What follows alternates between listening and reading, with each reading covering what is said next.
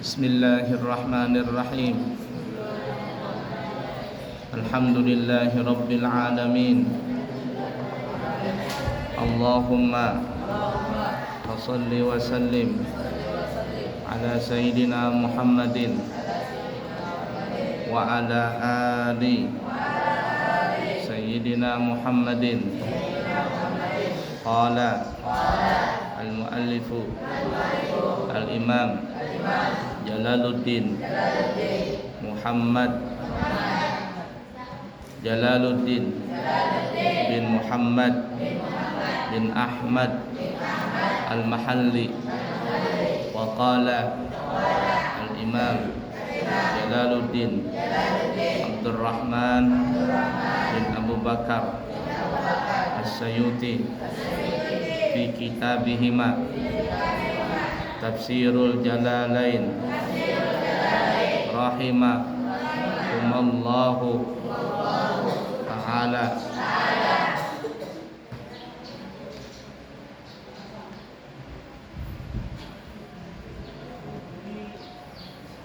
Wa nafa'na bihima wa bi'ulumihima wa bikaramatihima wa bifadlihima fid din wad dunya wal akhirah.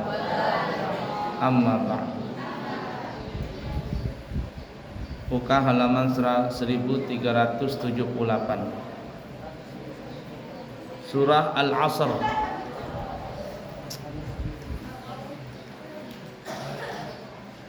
Al-Asr artinya masa. Ya. Surah Al-Asr, masa. Makkiyah atau Madaniyah. Nah, jadi surah Al-Asr ini ada dua pendapat. Ada yang mengatakan diturunkan di Makkah, yakni sebelum Nabi berhijrah. Ada pendapat lain mengatakan Madaniyah, diturunkan setelah Nabi berhijrah.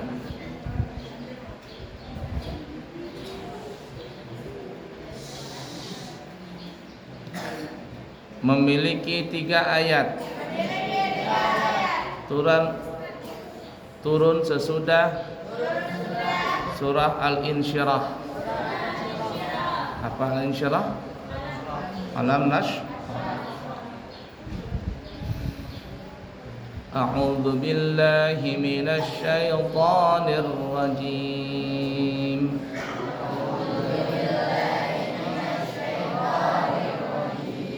Bismillahirrahmanirrahim. Aku berlindung kepada Allah dari godaan syaitan yang terkutuk dengan menyebut nama Allah yang Maha Pemurah lagi Maha Penyayang. Wal 'asr, demi masa.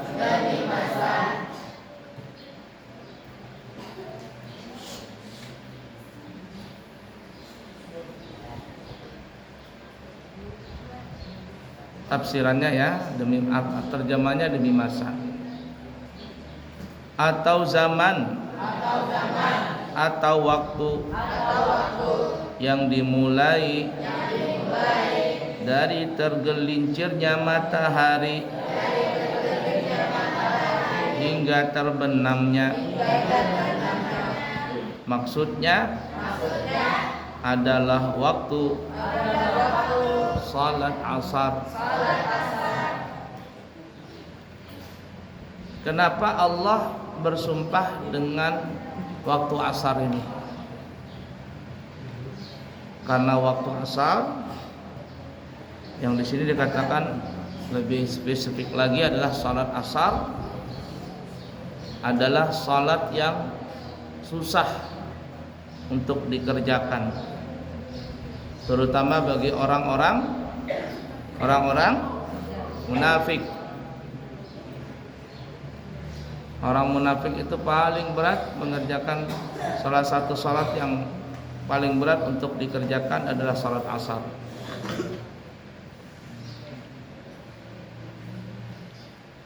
Kenapa? Karena waktu salat asar ini adalah waktu yang kalau bisa dikatakan waktu yang alang-alang tanggung. Tahu alang-alang tanggung? Nah, kalau orang kerja itu umpama pulang jam 4 atau jam 5 agak susah mengerjakan salat asar. Nanti ketika sampai di rumah kecapean. Makanya salah satu waktu yang waktu yang susah untuk dikerjakan adalah salat asar. Bahkan Allah Subhanahu wa taala menyebutkan salat asar ini dengan salat al-wusta.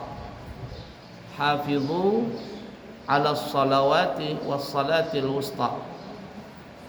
Jagalah salat 5 waktu kata Allah, terutama salat al-wusta. Para ulama banyak mengatakan yang disebut al-wusta itu adalah salat asar. Bagaimana kalau salat asar itu disebut salat pertengahan?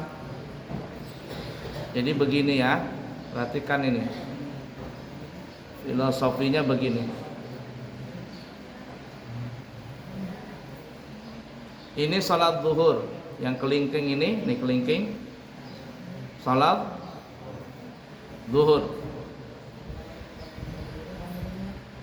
Kemudian jadi manis salat asar. Setelah salat asar disambung salat maghrib. Setelah salat maghrib disambung salat isya. Setelah salat isya disambung dengan salat. Coba kamu lihat semuanya. Zuhur nyambung ke asar, asar nyambung ke maghrib, maghrib nyambung ke isya. Ini waktunya nyambung, tapi dia tidak terlalu lama. Tapi isya nyambung gak ke subuh? Nyambung kan ya? Tapi panjang gak? Panjang. Karena waktu yang paling panjang adalah waktu isya sampai ke subuh. Panjang nih. Tapi nyambung, zuhur ke asar, asar ke maghrib, maghrib ke isya, isya ke subuh. Tapi jempol subuh dengan kelingking zuhur nyambung gak di sini? Nyambung gak di sini? Tidak nyambung. Makanya zuhur, makanya subuh, setelah salat subuh itu tidak ada salat wajib. Kapan salat wajib nanti dilaksanakan? Di waktu zuhur. Nah, antara salat subuh sampai masuk salat zuhur itu tidak ada salat. Di situ seseorang dianjurkan untuk bekerja. Dianjurkan untuk bekerja di sini. Cari usaha di sini.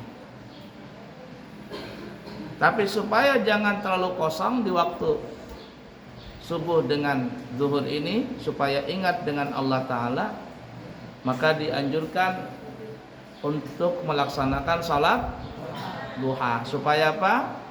Usahanya berkah. Makanya salat duha itu ditaruh di waktu antara timbul matahari sampai zuhur, sebelum zuhur. Kenapa? Itu waktu orang usaha, di waktu itu orang bekerja supaya berkah usahanya dimasukkan salat duha. Sehingga banyak ulama mengatakan salat duha itu adalah salat untuk apa? Untuk memudahkan mencari rezeki. La ilaha illallah. Nah, jadi antara subuh dengan zuhur ini kosong. Kalau dikatakan adalah salat akhir malam adalah salat subuh. Salat di akhir malam, paling akhir malam sebelum timbul matahari adalah salat subuh. Salat yang pertama kali dikerjakan adalah salat zuhur. Paham tidak? Zuhur itu salat pertama kali dikerjakan di siang hari, karena di antara subuh dengan zuhur itu enggak ada salat, maka dimulai dari zuhur. Kemudian salat yang pertama kali dikerjakan di waktu malam adalah salat maghrib. Salat yang pertama kali dikerjakan di awal malam adalah salat maghrib. Nah, sehingga kata ulama, salat maghrib adalah salat yang dikerjakan di awal malam. Salat zuhur adalah salat yang pertama kali dikerjakan di waktu siang. Ya, di waktu siang. Maka antara siang dengan malam tadi, di tengah-tengahnya ada waktu salat. Salat apa namanya? Salat asar. Sehingga salat asar ini dikatakan salat al-wusta, salat pertengahan. Dan banyak sekali orang yang tidak mampu melaksanakan salat asar, ataupun kalau salat asar tetapi ngerjakannya sudah mau dekat maghrib. Kenapa? Karena waktu salat asar ini adalah waktunya alang-alang tanggung. Nah, coba teman-temanmu yang gotong royong tuh ikut tuh. Ya, alang-alang tanggung, mau salat badannya kotor. Badannya kotor. Nanti kalau sholat bersih-bersih, nanti nyambung lagi, kotor lagi. Akhirnya ditunda salat asarnya. Makanya salat asar ini adalah salat yang waktunya alang-alang tanggung. Ada 3 salat yang berat dilaksanakan oleh orang-orang munafik. Pertama salat subuh. Yang kedua salat Isya, dan yang ketiga adalah salat asar. Cuman Abuya sudah berapa kali tanya sama orang-orang, terutama para tukang. Kata Abuya, kira-kira di antara salat 5 waktu itu yang paling berat untuk dilaksanakan salat apa? Mereka rata-rata mengatakan salat yang paling berat dikerjakan itu adalah salat asar. Salat asar, waktunya paling berat. Kalau salat subuh, oh enggak, kami salat subuh salat. Makanya kamu lihat di pasar baru atau pasar Pandansari, itu kalau subuh manusianya penuh, banyak yang salat. Tapi setelah salat subuh pada bubar semuanya. Kenapa? Karena mau jualan. Nanti jualan sampai zuhur. Kalau sudah salat zuhur, penuh lagi masjid itu. Salat zuhur penuh. Setelah salat zuhur baru pulang semua. Nah, akhirnya tertidur. Tidur siang sampai akhirnya asarnya kebablasan. Salatnya bisa sampai jam 5, setengah 6, atau jam 6 sudah mau dekat maghrib baru salat. Yang lebih parah tidak salat sama sekali asar itu. Banyak sekali orang tidak mampu melaksanakan salat asar. Kalau kamu lihat di masjid-masjidnya, di masjid-masjid, Abu ya berapa kali ngelihat masjid itu ya, jamaah yang paling sedikit di masjid itu ada 2. Pertama jamaah salat asar, dan yang kedua jamaah salat subuh. Salat asar dan salat subuh, sehingga tidak salah. Sehingga benarlah Allah mengatakan kita disuruh untuk menjaga salat asar. Hafidhu ala salawati was salatil wusta. Jagalah salat yang 5 waktu, terutama salat al-wusta. Para ulama banyak menafsirkan al-wusta itu adalah salat asar. Walaupun sebagian ada yang mengatakan salat subuh, tapi kebanyakan mengatakan al-wusta itu adalah salat asar. Pertanyaannya, kenapa Allah bersumpah dengan waktu asar? Karena waktu asar ini adalah salah satu waktu yang istimewa. waktu yang istimewa yang banyak dilupakan orang, sehingga para ulama kita juga terutama di Hadramaut, mereka mengajak, terutama di Hadramaut ya, asar ini adalah salah satu waktu yang digunakan untuk belajar, yang dikenal dengan namanya rahah. Asal katanya rahah itu waktu santai, ya, waktu bersantai. Rahah. Santainya tadi bukan hanya santai biasa, tapi digunakan untuk belajar. Pesantren itu biasanya waktu rahah.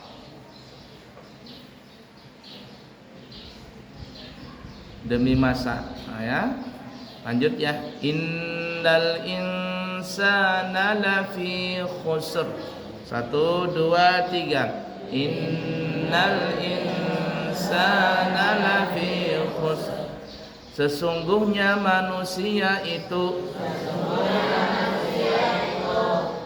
benar-benar berada dalam kerugian.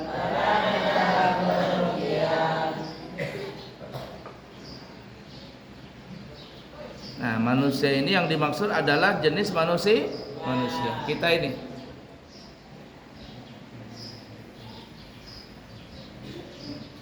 Yang dimaksud dalam kerugian adalah, coba lihat ya, di dalam perniagaannya. Ada lihat? Di dalam perniagaannya.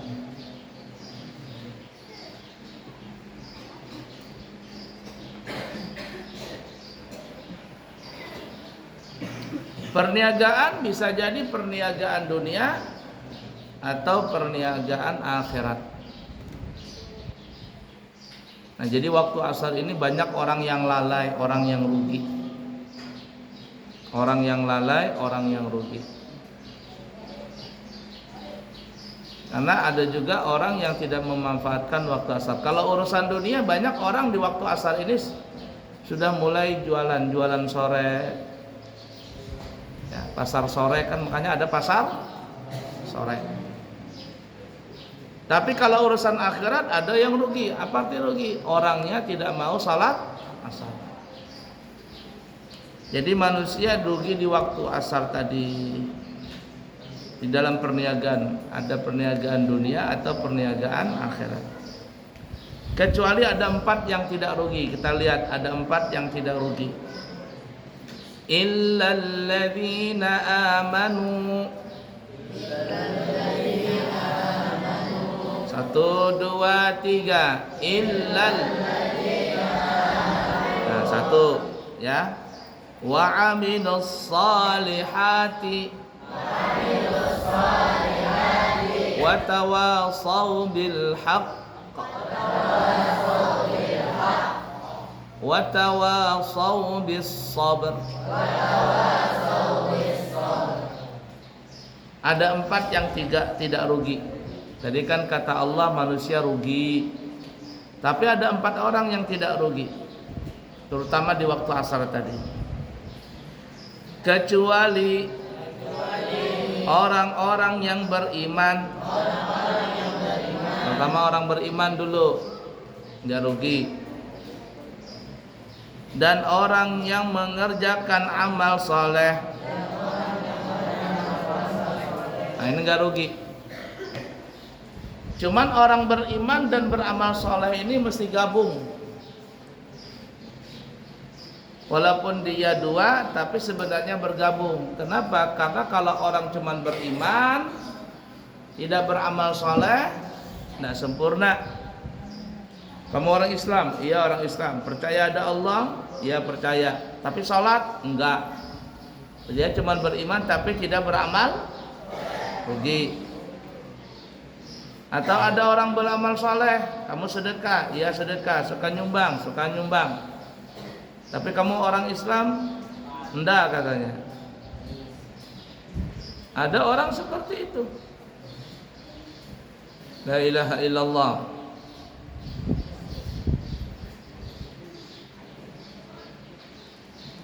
Jadi ada orang yang beramal soleh, suka nyumbang,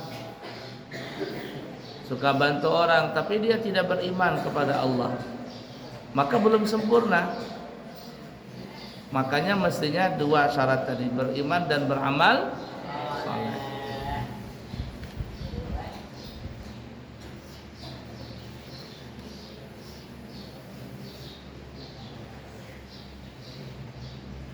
Mereka tidak termasuk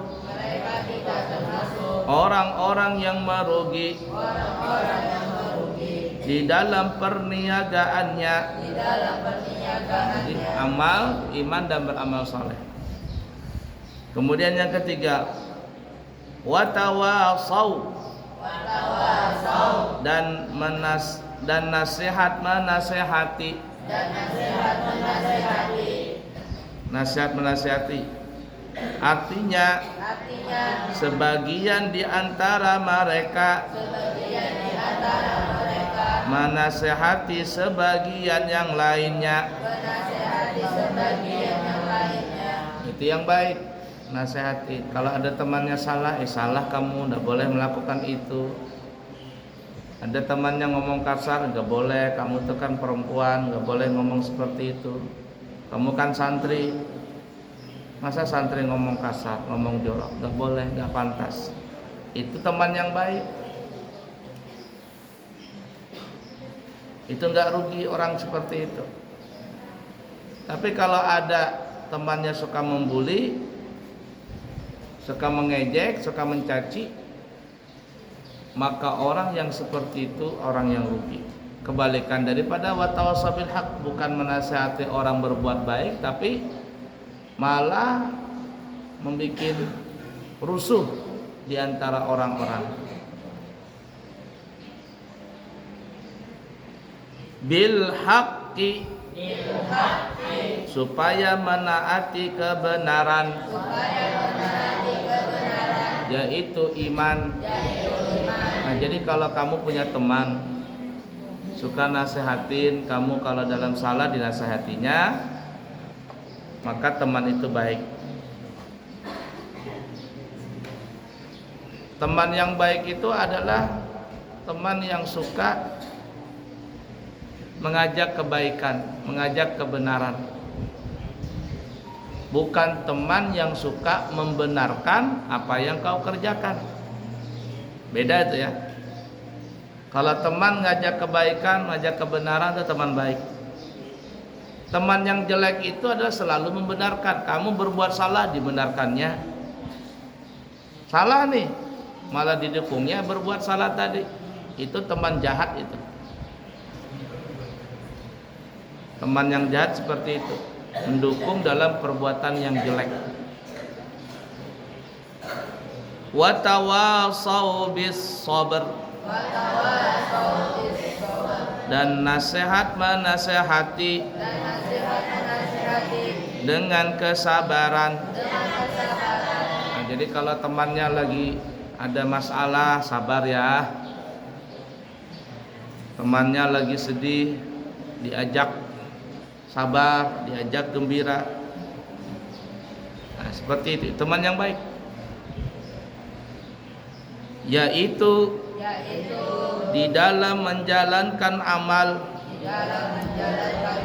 ketaatan, dan menjauhi kemaksiatan. Nah, jadi intinya kalau ada orang yang suka menasehati kita berbuat baik, itu orang baik. Sebaliknya kalau ada orang yang tidak suka menasehati, tapi malah membuli, mengganggu,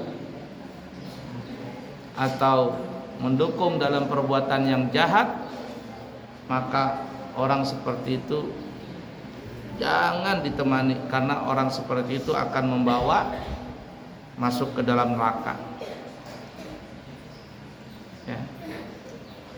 Ringkas kata, ada 4 orang yang tidak rugi. Yang pertama orang beriman, yang kedua orang yang beramal soleh. Tapi beriman dan beramal soleh kira-kira bisa nggak dipisahkan?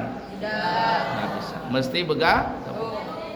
Kamu lihat saja di Al-Quran, selalu kalimat amanu dengan amilus salihat selalu bergabung. Kalau ada orang beriman saja tidak beramal soleh, tidak sempurna. Atau beramal soleh saja tidak beriman, tidak sempurna. Jadi itu dua, tapi satu tapi dua. Yang ketiga apa tadi? Orang yang menasihati dalam kebaikan, kebenaran. Yang keempat, saling menasihati dalam kesabaran. Sabar dalam menjalankan perintah Allah, sabar dalam meninggalkan larangan Allah, sabar dalam cobaan. Karena kata ulama sabar terbagi kepada berapa? Hah? Sabar terbagi kepada berapa? 3. Pertama, sabar pada saat mengerjakan perintah Allah. Yang kedua, sabar pada saat meninggalkan larangan. Yang keempat, sabar pada saat mendapatkan musibah. Sudah. Wallahu a'lam. Alhamdulillahirabbil